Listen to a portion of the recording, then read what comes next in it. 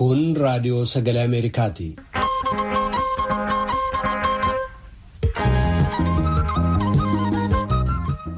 Raadiyoon sagalee Ameerikaa wixataa qabee haga jimaataatti galgala keessaa sa'a lamaan walakkaa jalqabee haga sa'a sadiitti meetir baandii 22-25-31 irratti Waashingtan DC irraa kan dabarsu sagantaa afaan Oromoo amma jalqaba.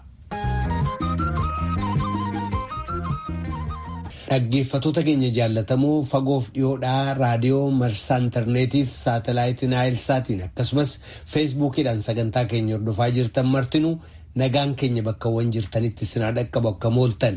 Wixata Guraandhala 8 bara 2021 akka lakkoofsa Itoophiyaatti immoo Guraandhala 2 bara 2013 keessummeessaan keessan irraan namoo daandiiti. Dhaabbattoonni gargaarsaa kan sadarkaa addunyaa akka mootummaan Itoophiyaa gargaarsa Tigraay keessa dhaqqabsiisuudhaaf karaa saaqu ammallee irra deebi'anii gaafataa jiru. Baqattoonni Eertiraa kumootatti lakkaa'aman naannoo sana keessa jiran gidiraa hamaadhaaf saaxilamanii jiru jedhama. Waa'ee filannoo irratti danqaan Somaaliyaa keessatti uumame ammallee furmaata hin arganne pireezidaantii Farmaajoo bakka buusuuf ammallee waliigaltee irra hin gahamne jedhamee jira. Godaantonni lammiiwwan Itoophiyaa Yemen keessatti danqamanii jiran rakkoo hamaaf saaxilamuu isaanii dubbatu. Yemen naannoo magaalaa sanaa manneen nyaatarra deemanii nyaata kadhachuun akka jiraatanillee dubbataa jiru. Keeniyaa keessatti sababaa vaayirasii koronaatiin kan ka'e manneen barnootaa dhuunfaa 400 ta'an cufamanii garii daldalawwan kabirootti jijjiiramanii jiru.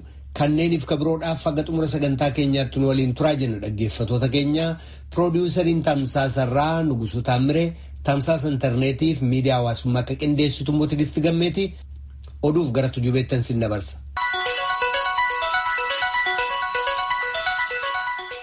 Attamooltan oduun galgala kanaaf qabnu kunoo. Pireezidaantiin Itoophiyaa Saahilawarq Zawudee guyyaa kaleessaa magaalaa Maqaleetti argamanii daawwannaa gochuudhaan jaarsolii biyya magaalattii waliin mari'ataniiru.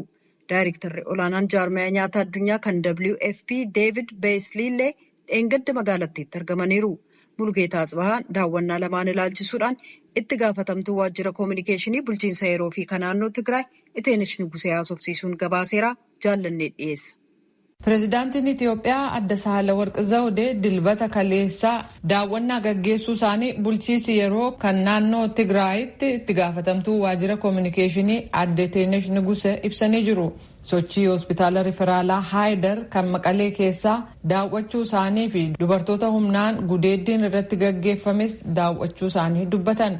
Kana malees Tigraay dhiyaa keessaa kanneen buqqa'an mana barumsaa magaalaa Maqalee tokko keessa kanneen buufatan Pireezidaant Saahilawarq daawwatanii jiru. Iddoon biraa daawwatanis magaalaa Maqalee keessa kan jiru waaltaa kuusaa midhaanii akka ture maanguddoota magaalattii keessaa wajjinis mari'achuu isaanii keessuma nageenya kan ilaaleen ilaalchi duraa itti kennamee hojjetamuu akka qabu loltoonni Eertiraa ba'uu akka qaban gargaarsi dhala namaa haala jabina qabuun itti fufuu akka qabu beelatu jira namni du'aa jira gargaarsi kennamuu qabaa humni addaa kan Amaaraa lafa qabatee jirurraa haa ba'u tajaajilli baankii hatattamaan haa jalqabamu kan jedhu hirmaattonni walgahiirraa gaaffii dhiyeessuu isaanii adda Iteenesh Nugusee ibsaniiru. Pireezidaanti Saahilawarqis bilisa ta'anii yaada isaanii ibsachuu isaanii deeggaranii rakkoon jiru walxaxaa waan ta'eef guyyaa tokkotti kan furamu miti jedhan. Garuu rakkoo dubbataman qaama dhimmi ilaaluutti akka dhiyeessan rakkoon Tigraay keessaa guutummaa biyyattii sirriiba kan dhorke ta'uu fi uummanni Tigraay onneensaa dhiigaa waan jiruuf gargaaramuu qabaa kun hunduu furmaata argatee gara boqonnaa haaraatti ni ceenaa jedhaniiru. Gama kaaniin daayirektarri jaarmayaa nyaata addunyaa David Beasley ministeera nagaa ka ta'an adda Mufriyaat Kamiil waliin daawwannaa gaggeessanii jiru. Yeroo kanattis bulchiinsi yeroo kan Tigraay biraa ibsi akka kennameef bakka kuusaa midhaanii daawwachuu fi jaarmayaan nyaata addunyaa baasii geejjibaa akka danda'u haadholii fi daa'immaniif immoo nyaata madaalawaa akka dhiyeessan dubbatamuusaa beekameera. Bakka daa'immanii fi ijoolleen walitti qabamanii jiranis daawwachuu isaanii ibsameera jechuudhaan Mulugeetaas baha gabaasee jira. Gamtaan Awurooppaa rakkoo namoomaa suukanneessaa naannoo Tigraay keessaaf dhiibbaanni naannoo sanarratti qabu hedduu yaaddessaa ta'uu beeksisee jira. Walitti bu'iinsi gamasii mudatee baatilee 3 keessatti daandii xiqqoon jiraatus gargaarsa namoomaa Tigraayiif erguuf malli quunnamtii murtaa'aa ta'uun kanneen gargaarsa akkaan barbaadaniin ga'uuf balaa beelaaf lubbuun namaa daran darbuu ittisuuf danqaa ta'ee jira jedha. Tigraay waaltaaf gama dhiyaa dhaqqabuun rakkisaa yoo ta'u, mooraalee lammiiwwan Eertiraa keessa jiran lama immoo qaruma dhaqqabuun hin danda'amne. Daandiin gargaarsa namoomaa naannolee miidhaman akkasumas uummata Tigraay keessaa naannoo daangaalee Affaariif Amaaraarra jiran akka qajeelfama namoomaatti walabaan akka dhaqqabu mirkaneeffamuu qaba. Gamtaan Awurooppaatti dabaluudhaan Itoophiyaa keessaa siiviilotaaf baqattootaaf eegumsa gochuun yaaddessaa ta'aa dhufeera. Gabaasaaleen ajjeechaa, dhiittaa mirga namaa hamaaf dhiittaan seera baqattoota addunyaaf ka gargaarsa namoomaa cabsu dhagahamaa jira jedha. Akkasumas baqattoota Eertiraa dirqisiisanii biyyatti deebisuun akka dhaabatu mirkaneeffamuu qaba jedheera. Gamtaan Awurooppaa Yuunaayitid Isteetsi waliin ta'uudhaan kanneen lola Tigraay keessaa hammeessan dararaa gara jabinaa raawwataniif walitti bu'iinsa gosaa tuqataa jiran loltoonni Eertiraa Itoophiyaa keessaa akka ba'an gaafataniiru. Gamtaan Awurooppaa hojii Koomishina Mirga Namaa Itoophiyaaf deeggarsa qabu ibsee dhiittaa mirga namaaf seera sadarkaa addunyaa kanneen cabsuun shakkaman irratti qorannaa geggeessu akka itti fufu jajjabeesseera. Mootummaan Itoophiyaa yaadawwan murtii kanaa akka deeggaru akkasumas dhiittaawwan mirga namaaf yakkaawwan dalagamaniif itti gaafatamni guutuun akka jiraatu kan ibsame qorannaa walabaaf adeemsa murtii haqaa guutummaan hojiirra oolcha jennee abdannaa jedha ibsichi. Sabaa himaaleen sadarkaa addunyaa naannoo Tigraay akka seenan akkasumas gaazixeessota biyya keessaaf eegumsa akka godhamu ibsi gamtaa Awurooppaa kun yaadachiisee jira.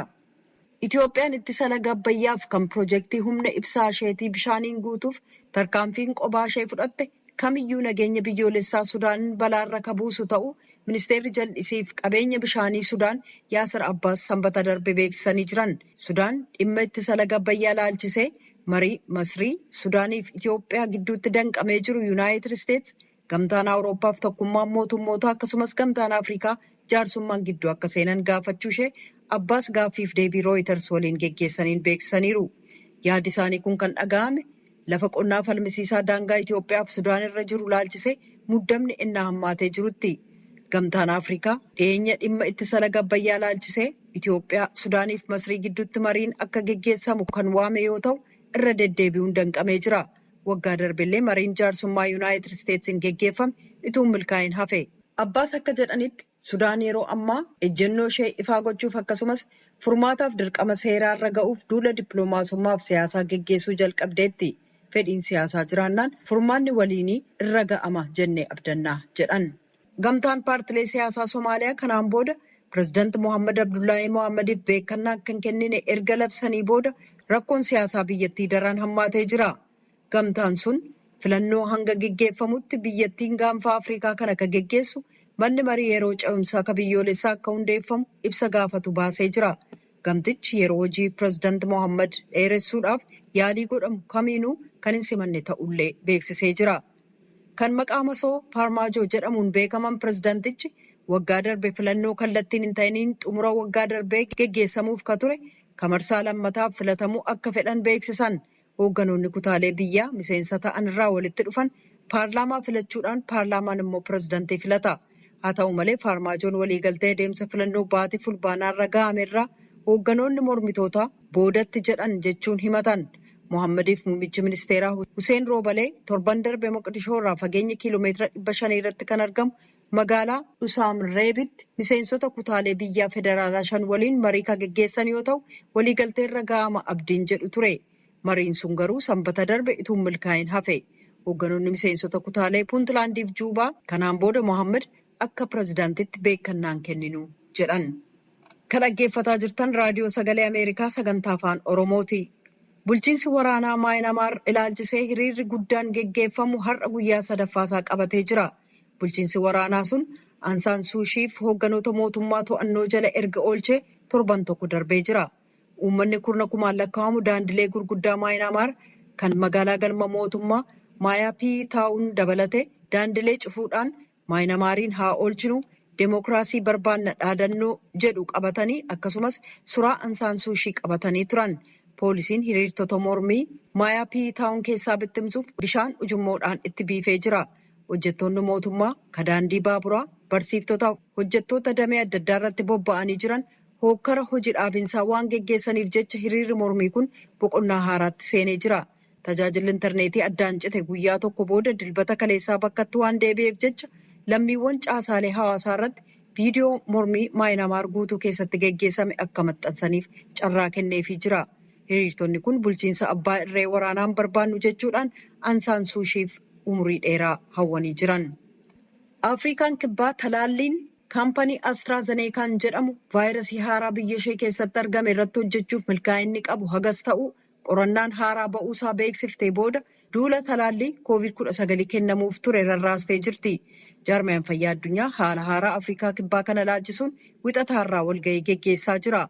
Qorannaan kun kan Johannesburg keessa jiru Yuunivarsiitii Witwatersrand jedhamuun kan geggeessame yoo ta'u, talaalliin Biriteeniin oomishame kun vaayirasii haaraa Afrikaa kibbaa keessatti argame keessumaa dargaggoota irratti milkaa'inni isaa hagas akka hin ta'in kan beeksise yoo ta'u, qorattoota fayyoota saayinsii kanneen biroodhaan hin xiinxalamin jira. Oduun kun duruu sababaa vaayirasii koronaan uummata 46,000 kan dhabde Afrikaa kibbaaf oduu hamtuudha. Guyyoota ittaanu keessa uummata biyyattii miliyoonaan lakkaa'amu talaallii Astraazeneekaa tallaaluuf karoorfamee ture. Haa ta'u malee tallaalliin kun milkaa'inni isaa vaayirasii haaraa argame irratti 22% qofa ta'uunsaa ibsamee jira. Vaayirasiin kun Yuunaayitid Isteetsiin dabalatee yoo xiqqaate biyyoota 32 keessatti argameera. Ministiriin dhimma alaa Yuunaayitid Isteets Antoonii Bilinkan Ameerikaan akka taajabduu ta'uudhaan gara gumii mirga namaa akka tokkummaa mootummootaatti ka deebitu ta'uu beeksisan. Yuunaayitid Isteets gumii sana dhiistee kabaate bara 2018 bulchiinsi Tiraamp manni maree sun Israa'el irratti loogii oofaa jijjiirama hedduutu barbaachisa akkasumas miseensota isaa keessaa biyyoota dhiittaa mirga namaa oofan kan akka Chaayinaa, Kuubaa fi Venezuweelaa qabaa jechuun ennaa himatetti. Aangawaan gameessi Yuunaayitid Isteets tokko ibsa gaazexeessotaaf kennaniin bulchiinsi Baayiden manni maree sun ammayyuu jijjiirama ni barbaada jedhanii garuu fooyya'inni akka dhufu dhiibbaa gochuuf malli gaariin achitti argamanii taajjabuudha jedhan. Sana boodas taajjabdummaarraa gara miseensummaatti ce'uun ni danda'ama jedhan. Filannoon miseensota gumii kanaa kan waggaa dhuftu xumura waggaa kanaa geggeeffamuuf jira. Oduun galgala kanaaf qabnu kanuma. Kadhagaa jirtanas Waashingtan DC irraa kan dabru raadiyoo sagalee Ameerikaa sagantaa afaan Oromooti.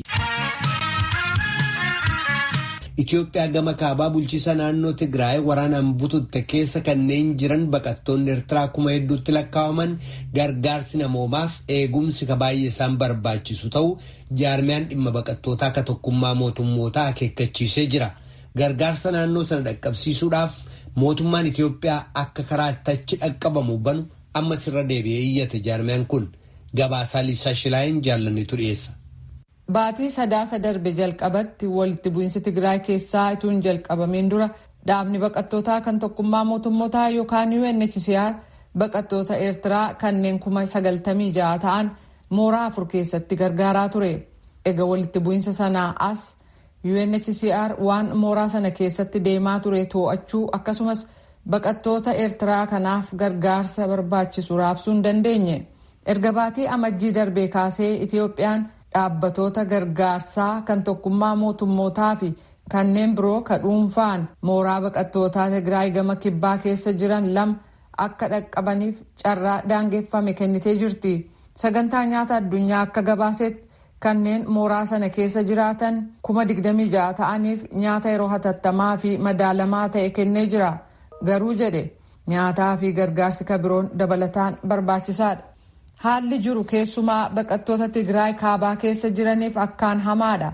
Aangoonni tokkummaa mootummootaa akka jedhanitti mooraan baqattootaa gamas jiru 2 walitti bu'iinsa gaggeeffame gidduu ture. Kanaaf badii hamaa dhaqqabee fi diigamsa caasaaleef saaxilame. Baqattoota Eertiraa Tigraay keessa turan keessaa 4,000 ta'an mooraa sana keessaa dheessuun lafa nageenyaaf isaaniif tolutti godaanan. Dubbi himaan UNHCR Babaar Baaloch akka jedhanitti baqattoonni Eertiraa 4,000 ta'an gara mooraa baqattootaa kan Tigraay kibbaa keessa jiru Maay'aayinii jedhamutti qajeelan. Tokkummaa mootummootaa keessatti qondaalli olaanaa kan waa'ee baqattootaa Filippoo Giraandi baqattoota kana keessaa hanga tokko arganii jiru. Kunis gara jalqaba torban darbeetti mooraa sana yeroo daawwatanitti ture. Baaloch akka jedhanitti baqattoonni kun muuxannoo suukanneessaa isaan mudatee fi sodaa gara fuulduraatti qaban Giraandeef ibsaniiru.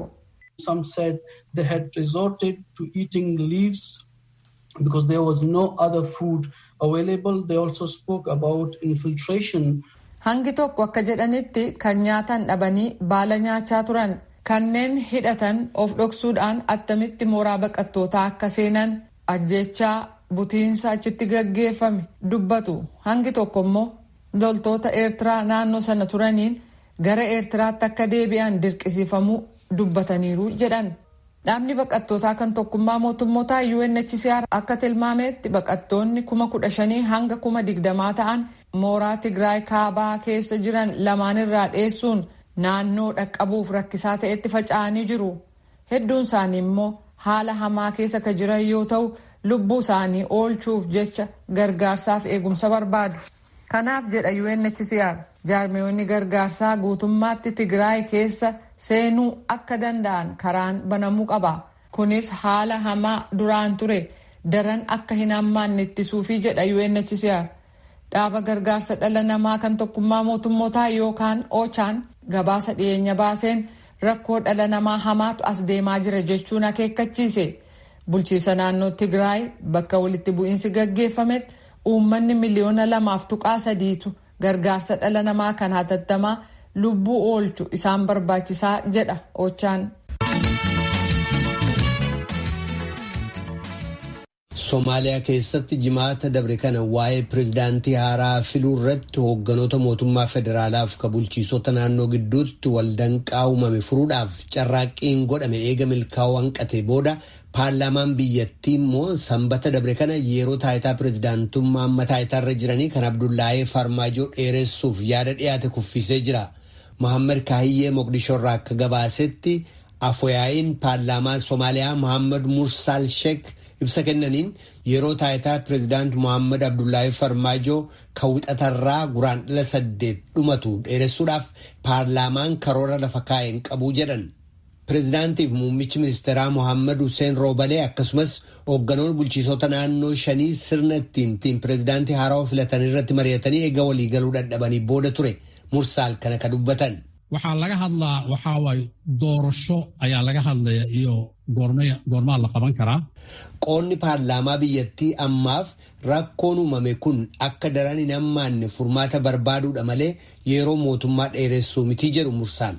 Pirezidaantii Riippaabilikii Somaaliyaa irraa akka heera Somaaliyaa boqonnaa 90tti haasawa dhiyeessuuf mana maree bakka bu'ootaatti gaaffiin dhiyaachuullee Mursaal itti dabaluun dubbatanii jiru. Pirezidaant Farmaajoon ennaa paarlaamaatti dubbatan sana mootummaan isaanii waliigaltee waa'ee filannoo ka fulbaana 17 bara 2020 tolfame hojiirra oolchuutti kan seenu ta'uu dubbatan.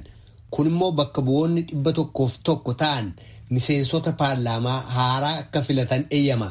Paarlaamichi immoo pirezidaantii itti aanu filata jechuudha. Waxaan rabnaa dadka qaarkood oo su'aalahaasna weydiinaya.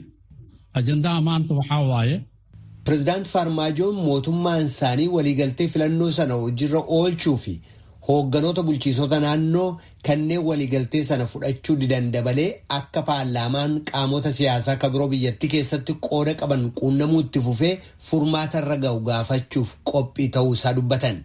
Kanneen hoogganaa biyyattii duraanii Sheek Shariif Ahmediin hoogganaman kaadhimamtoonni pirezidaantummaa ka paartii mormitootaa immoo waldanqaa waa'ee deemsa filannoo irratti uumame kana furuudhaaf akka mariin isaan hirmaachise waamamu irra deebi'anii gaafatan. Waxaan rabaa inaan halkan aan ka caddeeyo inaan diyaar u nahay. Paartileen mormitootaa tarkaanfiin nageenyaaf tasgabbii biyyattii balaarra buusu fudhatamuu hambisuuf waliin dubbii yookaan marii waamamutti hirmaachuudhaaf qophii ta'uu isaanii dubbatan Ahmed.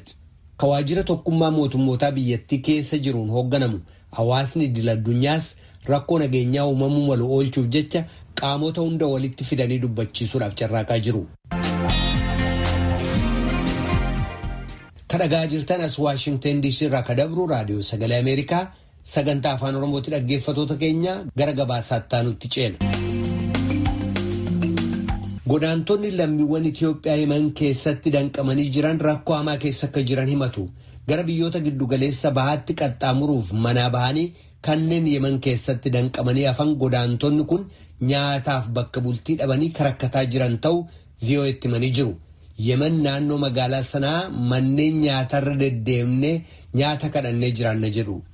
Biyyatti deebi'uudhaaf iyyatanii agammaatti ka deebiin argatiin ta'ullee dubbatanii jiru. Daawud Galmootu Naayiroobii irraa gabaase. Xaayir Faarisii fi Toofiq Ahmed godaantota lammiin Itoophiyaa Yemeen keessa jiraatani. Toofiq dargaggeessa gana 25, Xaayir ammoo reef gana 20 akka guute dubbate. Godina Jimmaatti dhalatanii kan guddatan dargaggoonni lameen kun godaansaaf erga biyyaa ba'anii booda amma biyya Yemen keessatti rakkachaa jirra jedhu. Xaayirii fi Toofiq silaa biyyaa kan ba'an gara Saawudii Arabiyaa darbuuf ture. Haa ta'u malee weerara dhibee koronaa mudateen daangaan biyyoota hedduu waan cufamee fi seeraan ala ta'us karaa darbaa dhabanii lammiilee Itoophiyaa 1000 lakkaa'aman duuka Yemen keessatti rakkataa jirra jedhu. Xaayir ji'oota 12 darban kanaaf daandii sanaa irra nyaata kadhataa akka jiraate dubbata. Amma karaanni dabarsuu didee warra achi inni dura jirees immoo warri abdeeme qabamee itti gaddeebi'ee asitti dalagaa namoonni jirtu iyyuu immoo dhabamee akkasitti rakkannee kun hoteela adda addaa keessa deemnee kadhannee nyaannee inni achi kaan immoo bootaan bulanus hin jiru achi karaa makiinaa irratti yaa'anii immoo kartoonuma adda addaa buufannee buluutti jirra. Wanti mudatu akkinuma qoonqootii uffatas hin qabnu wanti bakka bulanus hin jiru. Harkumaan dalagatanii buluutti wanti dalagatanii immoo ittiin bulan hin jiru. Ol deemittis immoo rakkanneetuma muddamnee gara baaraatti achi deebi'een kaan inni baaraatti dura keenya achi deebi'ee jennaan achi deebi'utti sodaanneetuma as keessatti rakkachaa jiraam. Meeqa taatu isin kan achi jirtan mee ijoolleen akkasitti jiraataa jirtanu? Wallaahi guyyaa mataan isaa walitti qabame nama 20,010 ol ta'a malee isaan gadi hin ta'u. Garuu ammaaf immoo faffaca'eetuma qoonqoo barbaadachuutti jira malee. Amma waggaa tokko ga'uuf jedhaa miti waggaa tokkoon kan amma akkamitti jiraatta reetiin?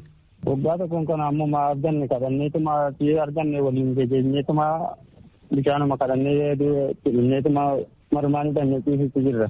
Toofiq Ahmedis akkasuma ganna 2 daandii sanaa irra jiraate. Haalli biyya waggaatti aseen sadaquma kadhatanii nyaachuudhaaf dalagaan illee hin jiruuti. Dalagaa jiranii Hoggaanni sossobanii manaan yaasan jedhanii dalagaa miti wanni nyaatanuyyuu wanni dhuganuyyuu hoteelarra deemanii kadhatanii yoo nyaatanii bakka ciisan hin jiru kunoo shaaraarra ciisuudha qaahiraa bakka jedhamtu amma kunoo bakka sheek jedhamtu tokko 10,000 oltu jira kunoo amma namni dullee bakkuma sana jiraachuutti jirra amma achitti yoo namni sadaqaa nuu kenne yoo waa nyaanne waa arganne malee jechuudha deddeemnee waa magaalarraa waa arganne malee jiraachuu hin dandeenyu akkasitti jechuudha asitti baay'ee rakkoo guddaa keessa seennee jirra. Akkana seena hin baane sila biyyaa beekta. Godaantonni kun lameenuu rakkoo kana keessatti qaamni nu gargaare hin jiru jechuunis komatu. Yemaniin ga'uuf Toofiqii fi Xaayir warra seeraan ala nama daddabarsuu fi birrii Itoophiyaa 13,000 ol kaffalleerraa jechuun dubbatu. Darbanii maatii isaanii bilbilaan akka wal argan utuu karaa arganne immoo biyyatti deebi'uu barbaannasii jedhu dargaggoonni lameenuu. Garma deebiitti yaalaa jiraan ol deemutti fiiranii waa ol deemna jedhee waa deemneetu immoo fulmaata keenya ilaallanne jedhutti karaan hin jiru waan ta'eef hundinuu amma nama deebineetuma gallaa gara biyyaatti galleetuma rakkannaa jechuutti jira. Warri IOM haa ta'u warra Imbaasii Itoophiyaa haa ta'u wanti isin gaafattanii deebii argattan jira laata? Waa tokko fulmaata nuun qabu numa gaafannaa waa tokko fulmaata hin qabu deebiin nu arganne waa tokko hin jiru. Wanni isaan nu gargaaran tokko hin jiru. Wanni isaan nu gargaaran kunoo beellama guyyaa akkanaa deebi'a jechuudhaan har'a kan baatii 9 jirra jedhutu jiraan illee eeggan itti deemuu eegalee kunoo har'a baatii 5 beeyta. Kunoo har'a isaan duraas nu ka boodaas waa tokko furmaata hin arganneetu jira. Isaan guyyaadhuma nama haaraa galmeessaniituma nama haaraa barbaanne na guyyaa tokko nama haaraa barbaanne. Isin qaxaroo beellama nuun jedhan guyyaatti beellama an keessan beellama. Akkasumatti furmaata wallaallee deemnee dadhabnee guyyaatti bakka hin qabnu achuma reeynatu.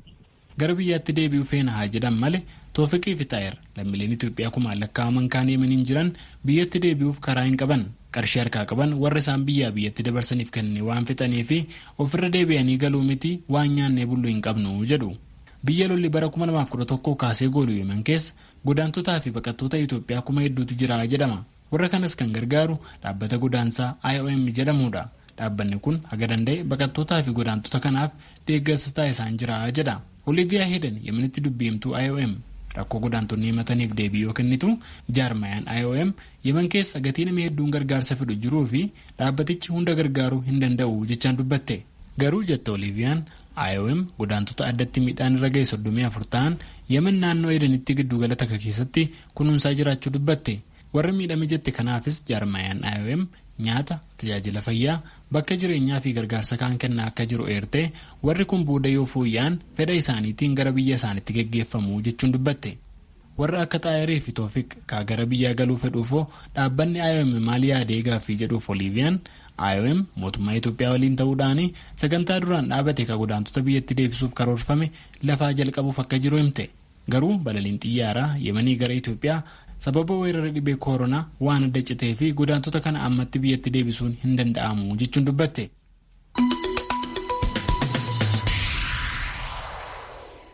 Kun raadiyoo sagalee Ameerikaa sagantaa afaan Oromooti. Keeniyaa keessatti kanneen dhibbootaan lakkaa'aman manneen barnootaa dhuunfaa sababa COVID-19f cufamanii jiru. Gamooleen manneen barnootaa tokko tokko immoo gara tajaajilawwan birootti jijjiiramanii jiru. Baay'een isaanii gara manneen jireenyaa maatiileetti kan jijjiirame yoo ta'u, tokko gara mana gurgurtaa saanduqa reeffaatti jijjiirame jedhama. Gabaasaa Mireendaa Muliyaa Nugusuutu dhiyeessa. Joon Kamaandee mana tokko keessa sanduuqa reeffaa baasee gurgura. Manni sun immoo haga wal keessa waggaa darbeetti ijoolleen kan guutame ture. Dhimmi isaa akkasii.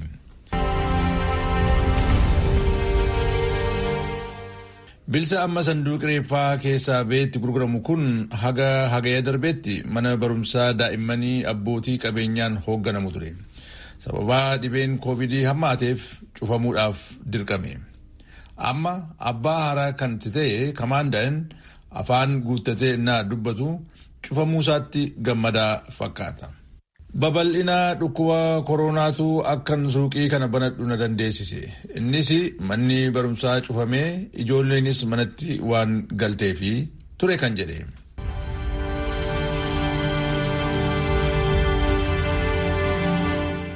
Waldaan manneen barnootaa dhuunfaa Keeniyaa akka jedhutti sababa golfaa kanaatiin manneen barnootaa dhuunfaa 400tti dhiyaatan cufamuuf dirqamuu isaaniitiin barattoota 56,000 olitti barnootarraa hafe. Amma manneen barnootaa qullaatti hafan keessaa hagi tokko bifi isaanii geeddarameera. Hojii biraatiif akka oolanis taasifamanii jiru. Hagi tokko suuqii yookiin dukkaana, hammi tokko immoo mankuusaa yookiin magaazina, kaan immoo dhimma biraatiif akka oolan taasifamaa jiru. Hojii hiiknee jechaadha. Dirree bilisa kanaa irratti ijoolleen ammayyuu ni taphatu. Garuu barnoonni hin jiru. Ijoolleen kun kan dhufan fagoodha osoo hin taane bilisuma dur akka mana barumsaatti itti barachaa turan keessaati. Manni barnootaa isaanii duraanii sun amma hagi tokko mana jireenyaatti jijjiiramee maatiin isaaniis achuma kireeffatanii waan jiraniifi. Dargaggeessa ganna 29 kan ta'e Naasir Kiruuyi manni barnootaa kun otoo hin cufamin dura barsiisaa herregaa ture. Amma bilisuma itti barsiisaa ture kanatti maanajara waliigalaa to'annaa manichaati. Asitti barsiisaan ture. Horiin na hanqate. Jireenyi waan natti jabaateef akkan asumatti kunuunsaa yookiin maanajara bilisichaa ta'e hojjedhu gaafadhee asitti nafe ture kan jedhe. Manneen barnootaa Keeniyaa keessaa bitootessa darbe isa cufaman amma baatii darbee eegalee kan banaman ta'us cufamuun manneen barnootaa dhuunfaa gidduu sanatti ta'ee ture garuu dhiibbaansaa hamma ta'etti mul'achuu mala. Kana jechuun maal jechuudha? Muteeo Kasaangaa waldaa manneen barnootaa dhuunfaa Keeniyaatiif dura taa'aadha. Kana ibsan biyya keenya keessatti hanqina dhiyeessii olaanaa qabna. Uummati Keeniyaa immoo lakkoofsaan dabalaa jira. Waggaa waggaatti miiliyoonii 1. Waan sana ta'eef hojii hedduu hojjechuu qabnutu nutti jira ture kan jedhe.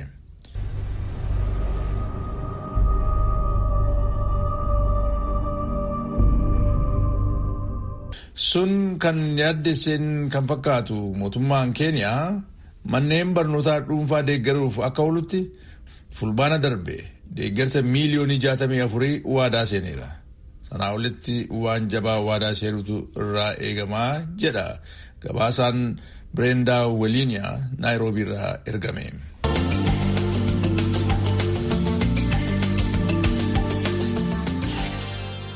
Raadiyoon Sagalee Ameerikaa galgala keessaa sa'a 2:00 jalqabee haga sa'a 3tti meetir baandii 22 yookaan kiilooheerzii 13,765 irratti meetir baandii 25 yookaan kiilooheerzii 12,040 irratti akkasumas meetir baandii 31 yookaan kiilooheerzii 12,485 irratti wixataa haga jimaataatti qophii afaan Oromootiin dabarsu asirratti raawwata.